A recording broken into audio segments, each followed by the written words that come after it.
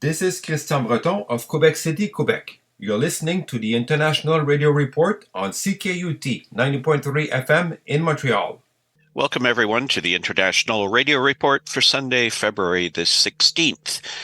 My name's Sheldon. I am here with Gilles, and you are listening to our International Radio Report. We're here every Sunday morning on CKUT. 30 minutes of news and information from things going on in the world of radio. Thanks for tuning in today.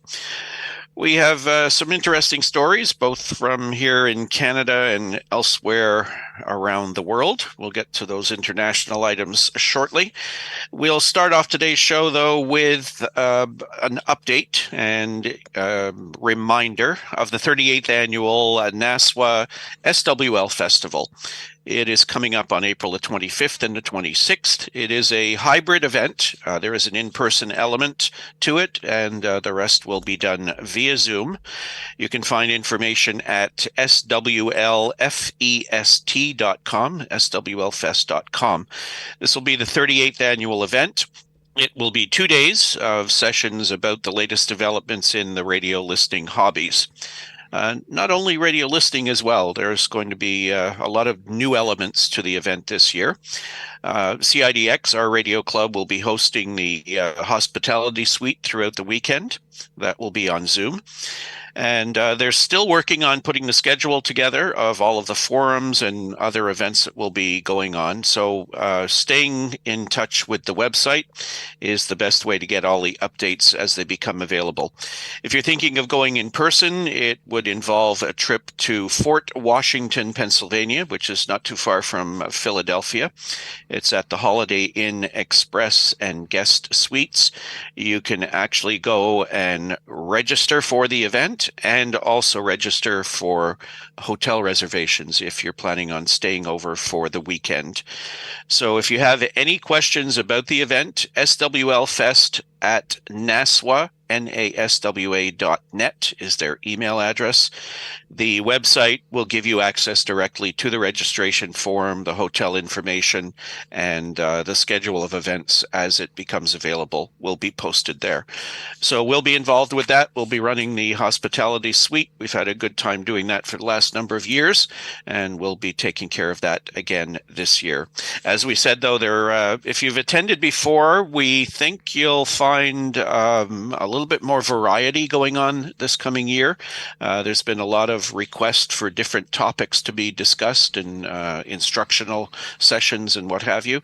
swlfest.com is the website to check out. So we have a little story. 98.5 has been having a lot of stories for the wrong reasons in recent months. Now, in the newest story about it is offensive comments by 98.5 Montreal announcer Louis Lacroix regarding Superbowl Halftime show. So it started with a website that's called the PetitPetitGamin that had the news item, but there's been an update on La Presse about what's happening. So Louis Lacroix, which is one of the news guys and announcers at 98.5, was watching the Super Bowl like a lot of us, and he decided to go on his Facebook page when Kendrick Lamar got on the air on the halftime show and posted, "Oh, we have passed from a Super Bowl show to like a street gang type of show," which created quite a lot of an avalanche of comments of people being a little disgusted at the type of comment that he made. Not only did people not like it, but there is even people on 105.7 RIP FM that talked about it. Isabelle Racicot particularly said, "Wow, this is kind of an unacceptable comment from Louis Lacroix on 98.5. At first, what happened on 98.5 is that they said, well, you know what, we're not going to take him off the air, but we'll have a meeting with him. But the pressure was just too big, and later this week they said, okay, we'll have a little suspension. He's going to be out of the air for a few days, and we'll see what happens next. So, of course, he went to his Facebook page, removed a comment. The next morning, he woke up and probably understood that that was a big mistake. And he said, I'm very, very sorry, but you know what? When you say something, you got to kind of live with the fact that, well, a lot of people will see it before you remove it, so it's done. So we'll see what happens next and how long this suspension will happen. They don't seem to want to get rid of him, but definitely a lot of people are unhappy with it. Yeah, there's a phrase that I hear a lot about people posting things that they probably shouldn't be posting, and it's say it, forget it, write it, regret it. That once it's out there, even if you take it down, a lot of people had the chance to see it and copy it and maybe share it somewhere. If you just say it, somebody has to hear it. Yeah. If they don't hear it, well, they're probably not going to hear it again. Except now, people record a lot of stuff and what have you. But that's a good rule of thumb, I think. Say it, forget it, and write it, regret it. We have a really interesting story next. When was the last time we talked about Radio Canada International? It's been a while. People have kind of, forgot about it. Once it went off the air and just went to an internet website, people just seem to say, oh, well, there's another one that's gone. Right. Well, something surfaced this week, which is really quite fascinating. The headline, Reinventing and Funding RCI, It's a No! Exclamation mark. This is posted by Wojciech Wyazda, who is a spokesperson for the RCI Action Committee Facebook public group, which you could go and check out. We'll put a link to it. He was a former announcer-producer at the station for many years and was behind the lobbying to try to save RCI. This story came out this week.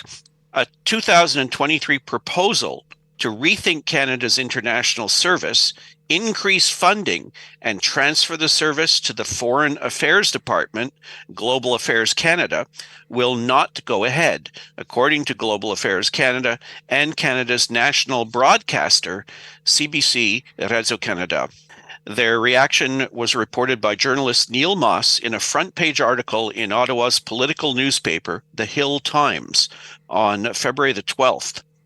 Moss obtained a 110-page memorandum under the Access to Information Act, but it took him 19 months to acquire it. The Global Affairs Canada memorandum outlined CBC's proposal to the GAC regarding Radio Canada International. It came just as the national broadcaster was under extreme pressure over its management of RCI and its international mandate.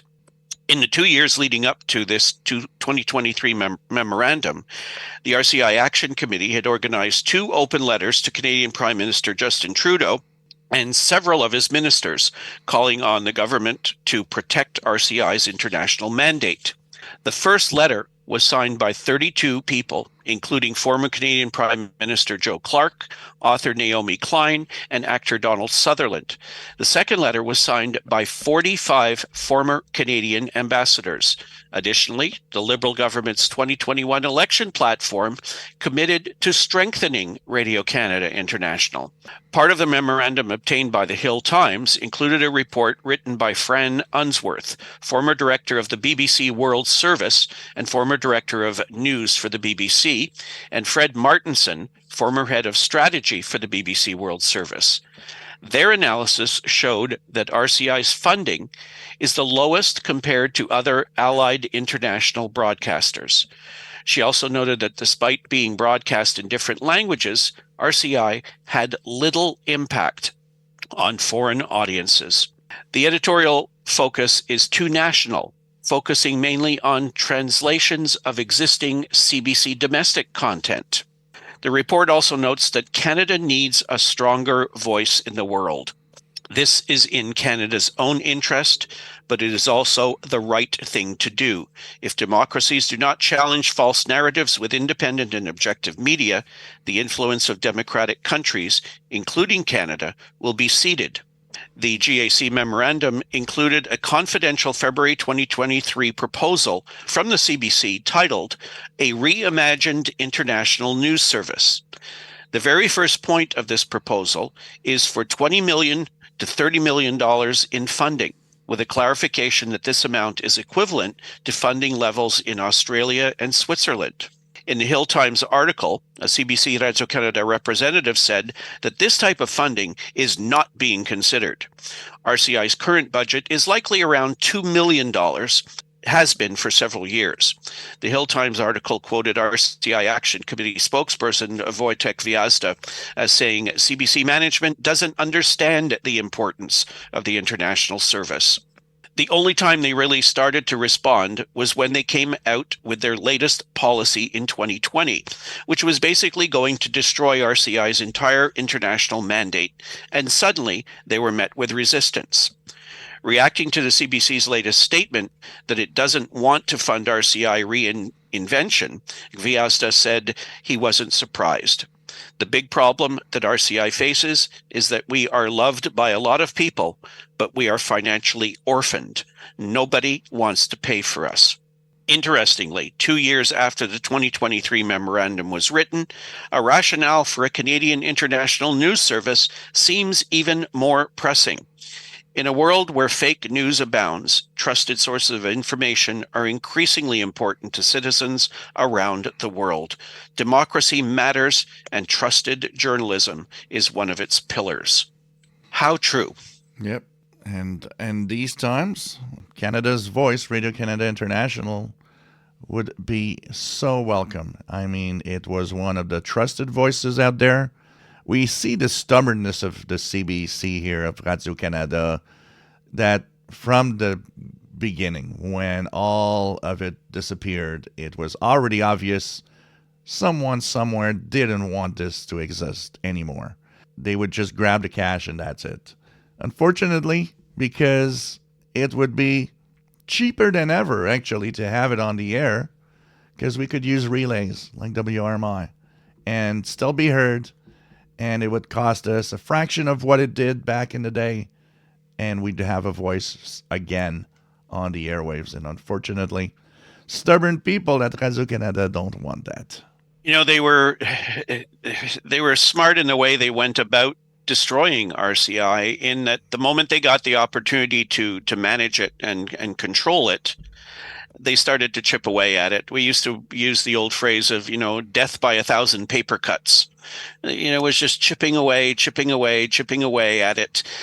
But then the crunch came when the transmitter site, Sackville, was torn down. Once that happened, the chances of it returning were pretty well zero. What international broadcasters around the world used to comment on when RCI was at its peak, it was only costing $25 million a year. Other broadcasters looked at it, Voice of America, BBC, Radio Netherlands, and would comment at international broadcasting conferences. How do you people do this for $25 million? Voice of America was costing 20 times that. BBC, outrageous amounts of money. All of these major international broadcasters could not figure out how RCI managed to do it. And that $25 million was not just programming. That ran the transmitter site. It paid for all the staff. It even included the monitoring station that they had just outside of Ottawa. Everything was in that $25 million. And now what do we get for $2 million? We have a website that apparently nobody seems interested in, particularly an international audience, because the content is more or less domestic newscasts and a bit of programming that's translated into 5 different languages. There's really not a lot of meat in what they're producing for the $2 million. So what's happening with our son? Well, our son has been quite active. There's not a lot of sunspot groups, but the ones that are there are quite active. They had several flares. We actually had a couple of G1 class geomagnetic storms during the last week. So the week ahead looks to be maybe kind of the same. Ups and downs, moments where there's a little bit of flaring going on, especially from sunspots 3990, 3992. And there's going to be, who knows, maybe a little more unsettled conditions in the geomagnetic field, and maybe G1 class solar geomagnetic storms coming again. So there's going to be up and down conditions. Sunspot number 112, the radio sun solar flux is 173. if you want to witness all of this, well, you got to turn on a radio and listen. This is Gary Neal of Cockeysville, Maryland. You're listening to the International Radio Report on CKUT 90.3 FM in Montreal. So the next story is about Elon Musk calls for shutting down U.S.-funded outlets, Radio Free Europe, Voice of America. This is by Olena Goncharova, the Kyiv Independent via Yahoo News. Tech billionaire Elon Musk on February 9th called for shutting down U.S.-funded media outlets, Radio Free Europe and Voice of America. Responding to comments by U.S. Special Presidential Envoy for Special Missions Richard Grenell, Musk wrote on X, "Yes, shut them down. Europe is free now, not counting stifling bureaucracy. Nobody listens to them anymore. It's just radical left crazy people talking to themselves while torching $1 billion a year of U.S. taxpayer money." Radio Free Europe and Voice of America are media outlets paid for by the American taxpayers. It is state-owned media. The outlets are filled with far-left activists, Grenell reportedly said on February 9th. "I've worked with these reporters for decades. It's a relic of the past. We don't need government-paid media outlets."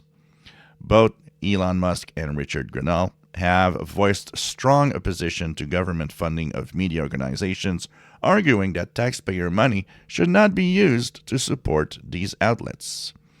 Musk, as head of the Department of Government Efficiency, DOGE, has criticized federal payments to media organizations like Politico, the Associated Press, and the New York Times, deeming them inefficient uses of taxpayer funds and moving to eliminate them. Similarly, Grenell, as Trump's special mission envoy, has publicly condemned government spending on media subscriptions, echoing Musk's stance that such funding should be terminated immediately. Those calls come amid broader scrutiny and controversy surrounding government-funded media, with the Trump administration taking steps to halt subscriptions to outlets like Politico. BBC Monitoring reports Russian state media and commentators have welcomed Elon Musk's call on X to shut down Radio Free Europe, Radio Liberty, and Voice of America. These mass media outlets have been recognized as foreign agents due to spreading fakes, NTV said in its morning bulletin while reporting Musk's remarks. These outlets have repeatedly attempted to besmirch our country. Voice of America and Radio Liberty, it turns out, are meaningless crap. Has the U.S. decided to roll up all the instruments of the past Cold War and the current? Some bloggers cautioned against excessive gloating, though. These dumps will be replaced by others, and they will anyway keep being Russophobic and promote the American agenda as stupidity and clumsy as their predecessors. Totally normal that Russia wants to shut down these voices. They are voices that are actually pretty much against their point of view, and they don't want that to be on the air. And of course, now they've got an ally in the United States that wants to shut it down also, which is really not looking good. I mean, when everybody starts to say, "Oh, well, that's garbage, we don't need that." I think a lot of these people that have been appointed to these positions in the United States have no sense of history. I wonder how many of them even knew of the existence of Voice of America and Radio Free Europe, Radio Liberty. Old people like me probably remember seeing RFERL advertisements on U.S. television, during the Cold War, saying that, what these stations were doing to combat the Cold War. And countries and governments, in particular the Eastern Bloc, credited those broadcasts with getting their people and their politicians to move forward and to gain their independence, to stand up. I have a feeling that these people are just looking at the dollar value. You've talked about this a lot. It all comes down to money with a lot of these people. Yep. They're just saying, well, if we just get rid of those, we'll just save, millions and millions of dollars. Yeah, but you got to look at the impact that it has of making those things disappear. Personally, I think they're afraid of what those services would be saying about them Yeah. to the rest of the world. Yep. So, we don't want those guys talking about us and what we're doing here. We just want to do our thing. So get rid of them, and then, we'll be able to control what people hear. So it's a really scary situation. Again, it might be something very easy for them to do because a lot of Americans probably don't know what those services are or how much they cost and who they reach and what they broadcast. They've probably never been exposed to them before. So it's an easy cash grab as far as a lot of the public might be concerned. Oh, well, they said those things are important and we're going to save all that money. Wow, that's a great thing. But if they don't really understand what they did and what they have been doing and what their history is, that's where it's really dangerous, when people just do something without really looking into it. It's easy to also maybe convince people saying, oh, well, Cold War's over and Europe is free. And okay, well, please explain to me some of the countries where things have been changing, like Hungary, for example. Mm-hmm. Yeah. And even in Germany, where political parties that we thought would never come back into the limelight are suddenly getting more popular again. And it suddenly feels like, I don't know, something's wrong. Well, maybe Radio Free Europe has its place still today.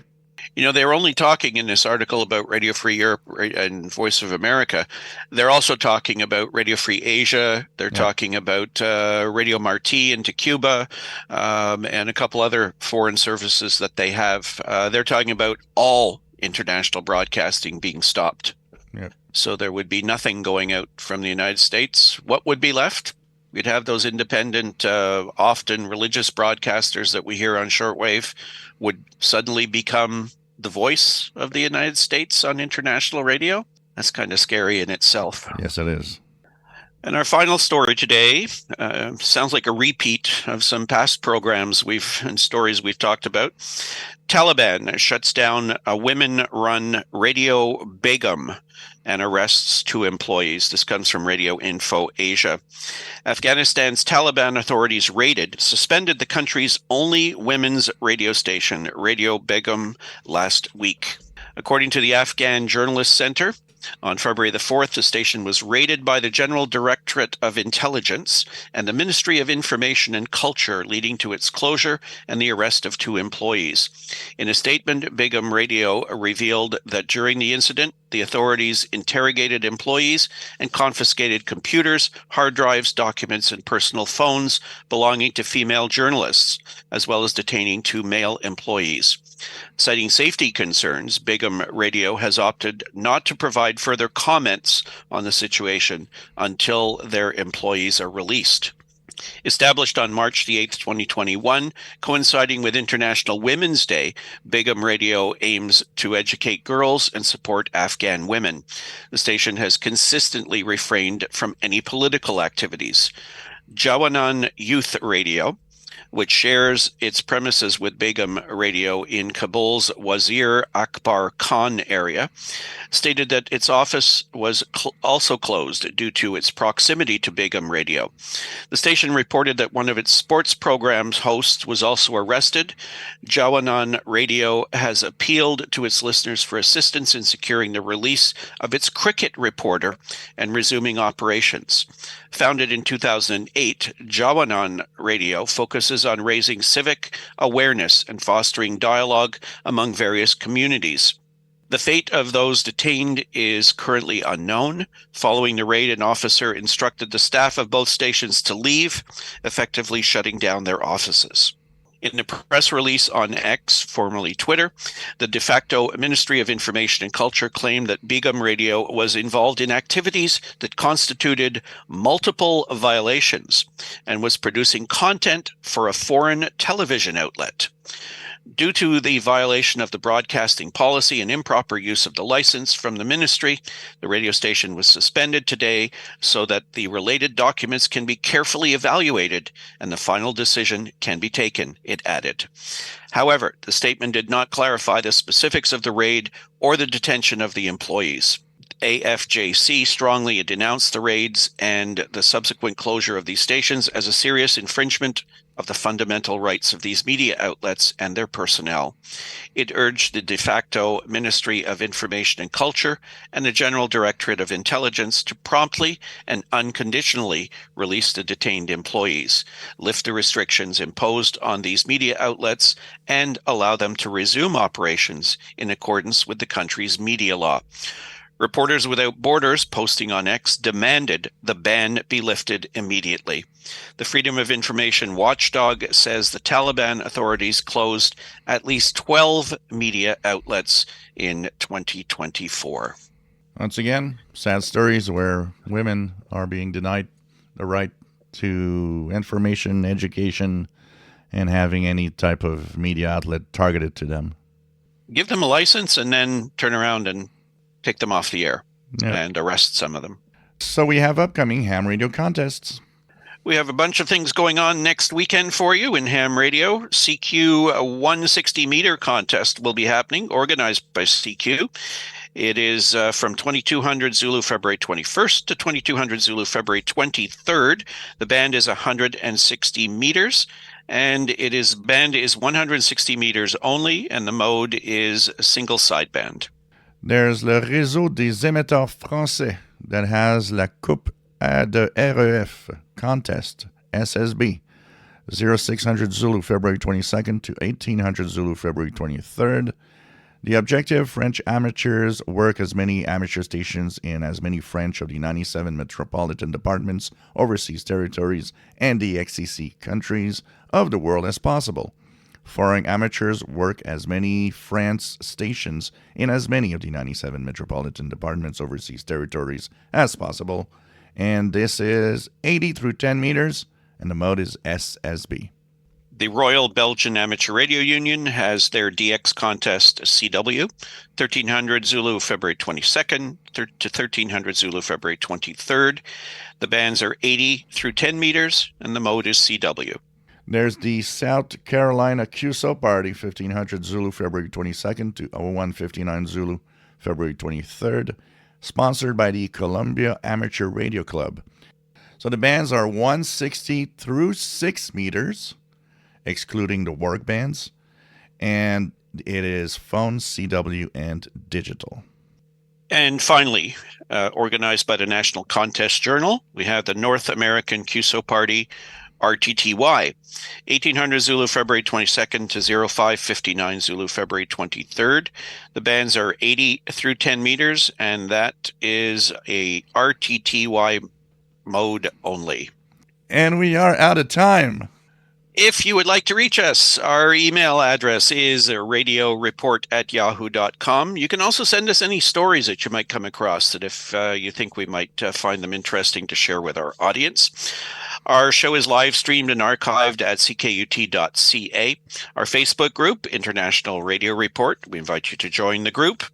And our YouTube channel allows you to go and listen to our shows whenever it is convenient for you. You find us on YouTube at youtube.com/@IRR. That's it, folks. Tune in again next week. We'll be back again. And we thank you for checking in every week here on the International Radio Report on CKUT 90.3 FM in Montreal. Bye-bye for now. Bye-bye.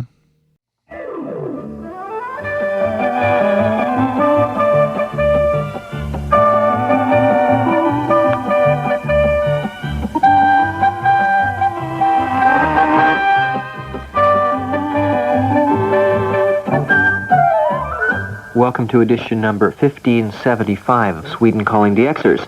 And today's program was compiled with the help of 65 contributors. And this week we'll start off with some publications. First of all, Mickey Vasella has just published the third issue of External Services of African Stations. This is issued on a regular basis each March, May, September, and November as a free supplement for the subscribers to QTH Africa, which comes out every 10 days. External Services of African Stations is also available separately for 2 IRCs, and that's for airmail anywhere in the world. And if you're interested, you could write to QTH Africa, Post Office Box